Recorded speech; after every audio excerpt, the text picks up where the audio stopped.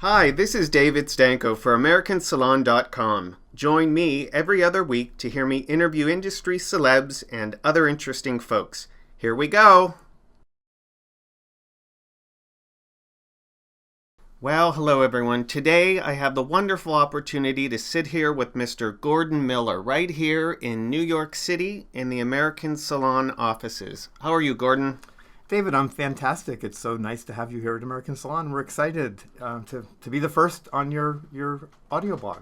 Well, Gordon, you never forget your first, so I'm glad that it's with you. Gordon Miller is the Vice President of Digital for American Salon. He has over 30 years of experience in the professional beauty industry, and Gordon has spent the past 5 years as an independent social media and digital consultant for beauty brands, media, and event companies, and has held multiple executive positions. And when Gordon's not on the road with American Salon, he can be found in his adopted hometown of Chicago, drinking coffee and hanging out with his beautiful, adorable rescue dog named Cody. How's that for an intro? That's a most fabulous intro. I appreciate that very much. Thank you. Well, Gordon, we're here to talk about social media, and it's such a broad term, so I'd like for you to ask, I'd like to ask you rather to define, what does social media really mean? I think the easy explanation is that, it's a way for us to engage online, to be social, in a digital and online context across a variety of platforms. The one everybody knows so well, of course, is Facebook. And it's just a place where we can commune across our professional communities, our personal communities, share information, post information. It's really all about content and social engagement in an online context. Well, you don't see that going away anytime soon, do you?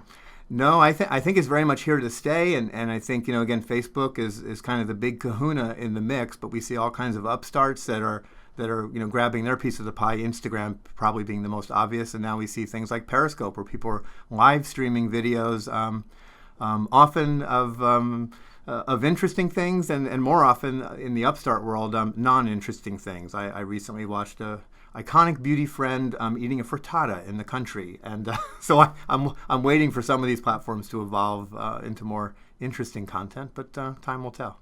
Well, let's take this into the professional salon community. And in your opinion, why does social and digital media really matter to today's salons? I think I would think of social in the context of the real world, and for me, kind of the old school ways, but that are still very relevant today. And simply put, I think social media is word of mouth on steroids, and you and I have been in the industry for a while, and I think we know that word of mouth is the gold standard of marketing in the professional industry. You want your clients to talk about you and tell their friends and send you business, and now we can do it online. Well, what part of this space do you think is most relevant to salons? Where should they start to get involved in this area? I think kind of two ways to think about it. I think first is just getting good at it. So I do believe that people should, engage socially, again, as they do kind of in the real world. Just get used to being involved with people and doing it in a social context. So Facebook's a great place to start. And I think from there, once you're ready to kind of put your toe into the professional version of engagement, I think that you need to be where your clients are or your prospective clients are. And depending on the age and demographics of clients, they can be in various places. Instagram is really where people are moving towards. But again, it depends on age, it depends on demographics. So I think you just need to understand that a little bit.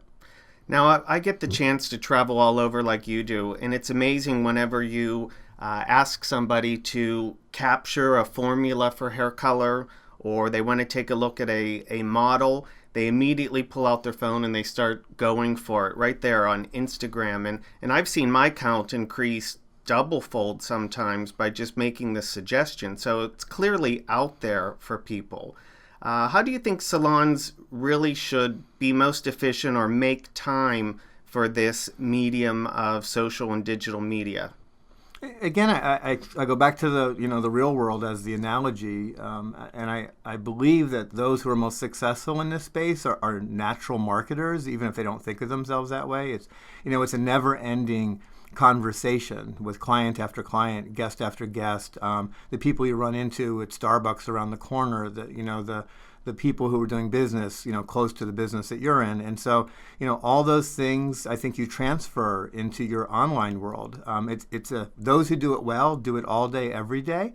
Some people say to me, how do I find the time? I'm like, well, how do you find the time to have a side conversation with a colleague in the salon? You can take that time and apply it to great marketing, even if it's a selfie with the colleague that you're having a conversation with in real time. That's an interesting point. I always pull up my camera at Cutler, and I post immediately, Cutler Salon here in New York City, and I always make sure that my client is following me. These women love to see themselves, they love to see their hair color, and suddenly I see my count increase because they're sending it to their friends. So that is a really great way to increase your exposure in the social and digital world. In your opinion, do you have any specific role models for success in this area? I think, there's so many who are doing it well, and I think it's important that you follow, those salons, those people. I think on the professional side, you've got, a lot of the big names in the industry. Sam Villa, stands out as somebody who's really created a lot of engagement. He's not trying to drive clientele, but he's trying to drive engagement within the professional space, and you can learn a lot from how he does that. The pacing of his work. I think the tone of what they post. Tracy Cunningham is another one comes to mind. Guy Tang is a big name in beauty, and he has and we have technology with us at the American Salon office. Phones ringing. But I think again, there's just so many great role models. You mentioned Cutler. I know you're there. I think they do a great job in engaging. So I just think you have to be involved and follow salons who do great work. So would you say that it's really a matter of experimentation to sort of play a little bit, take what you've done as an individual in your own personal life, and then really up your game and try to become more professional and show before and afters and show beautiful work, or lend a formula to a colleague, do something that drives both awareness and education? Yeah, absolutely. And I think it's, again, just transferring what you do every day in the real world, to online. And, just like you have to practice your craft, you have to practice in your marketing. Just like I believe you have to practice kind of the scripts in your head that you use, with conversations with guests to drive retail sales, to upsell your services. Same thing all applies to online. Practice, makes perfect. And I think absolutely you just have to keep at it. Great. Gordon, thank you so much for lending your expertise to the world of social media. And I certainly look forward to seeing you on the road as the Vice President of Digital for American Salon. And thanks for kicking off this series. Thank you, David.